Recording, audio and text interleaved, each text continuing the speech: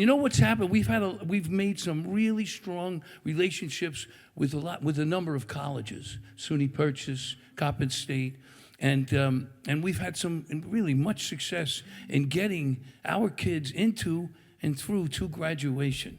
It's really been amazing. And in fact, we're riding high right now, folks. We're riding real high right now because one of the kids from our program not only made it through college, which is in itself an incredible accomplishment, but he made it to Broadway.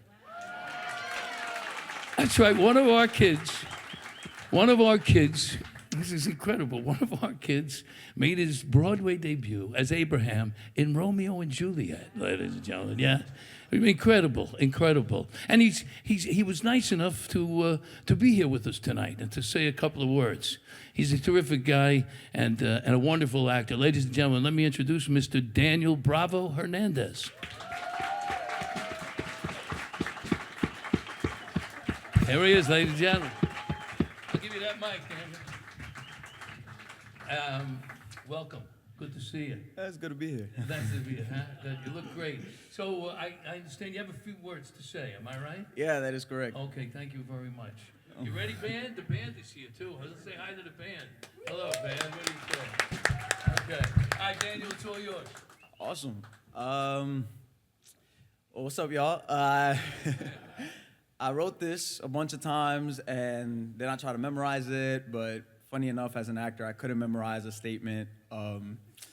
I decided to just speak truthfully and quickly as possible. So, I was a kid. Now I'm a man, I guess. I was a kid of two immigrants. I still am.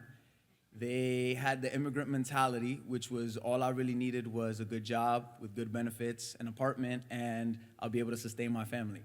And my mom's family was pressuring me to go to college since I was little, but since the age of 9, I knew that was a waste of time. I didn't want it. Everybody tried it. Everybody was like, no, but don't you want to be a doctor, an engineer, an architect? I was like, no, I'm good. My dad is a porter. He's been a porter since I developed memory. And I realized that with a porter job, he has 2 kids, a wife, a good apartment, a car. I was like, why do I need college? Then when I got to high school, somebody was interrupting my lunch period. And I was like, why? You know, I take food very seriously, very, very seriously. And I was like, if you interrupt my food, this should be something important. Turns out it was a man and a woman, Brian and Bijou, handing out flyers for the Stars of Tomorrow project, which at the time was named something else. But they were like, it's acting, it's free. I said, okay, sure, let's do it.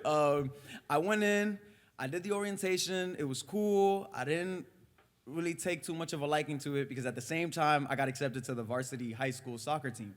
So I was like, well, I got priorities, and soccer is it. So I left the program, went into soccer, started figuring out what my job was gonna be because all I wanted was a 9 to 5, and Bijou kept calling me. And she kept calling me and she kept saying, hey, we have more opportunities. Like, hey, just come one more time. Like, hey, just check this out. Like, we're inviting you to watch this free Broadway show. And again, free. So I was like, okay, sure, I'll go. I went, and it was the best decision I've made in my 23 years of life to this day.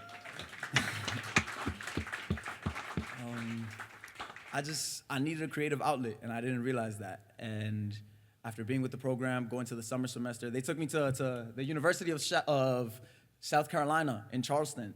And we stayed there for a week, which was awesome. And they had good food. It's the South.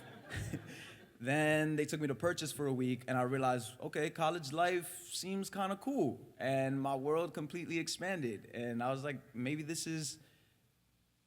I could do this. And Brian kept telling me, and you know you could go in for acting. He's an alumni of SUNY Purchase. He kept saying, go to SUNY Purchase, go to SUNY Purchase. Clearly, he wasn't biased. And I decided to go. And they set me up with other auditions for NYU and all these other schools. And I said, if I don't make it into Purchase, I didn't tell him this, and I don't know if he knows this, if he's listening to me somewhere. But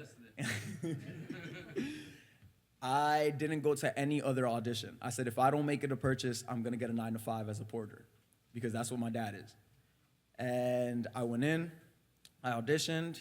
A couple days later, Christopher McCann, who was the head of the program at the time, calls me. He's like, hey, there's a spot for you in the program if you want it. And I said, okay, I guess we're doing it. I guess it worked out. And got my BFA in college. Did all 4 years, got my Bachelor in Fine Arts. And I was very lucky to audition for a Broadway show. The email came in, I thought it was a scam, but it was Taylor Williams asking me to audition for Romeo and Juliet on Broadway, Sam Gold's production. And I went, okay, sure. I sent in the tape, they liked it, they called me in, they gave me the job, and with a Broadway credit under my belt, I can say I owe it all to this program.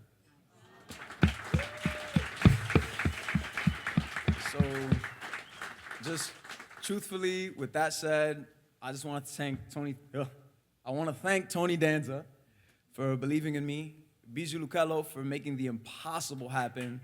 When I chose to go to college at the very last minute, my parents thought I was possessed. Because I've been saying from the age of 9, I don't want to go to college, to all of a sudden 2 months before the semester starts, saying, yeah, do you have $20,000 laying around so that I can do my freshman year? They couldn't help me. So Bijou really came in clutch. She really helped me out. She really got me money from all kinds of programs. It was awesome. LaToya Lewis for keeping it real. From day one, she kept it real. She guided me through the Cops and Kids chorus, which you will have the pleasure of listening to.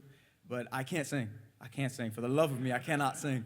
So she really helped me out with that, and she kept it straight from the beginning. And Brian D. Hills, who genuinely, I don't believe I'd be half the man I am today if it weren't for Brian D. Hills. So thanks to all of them.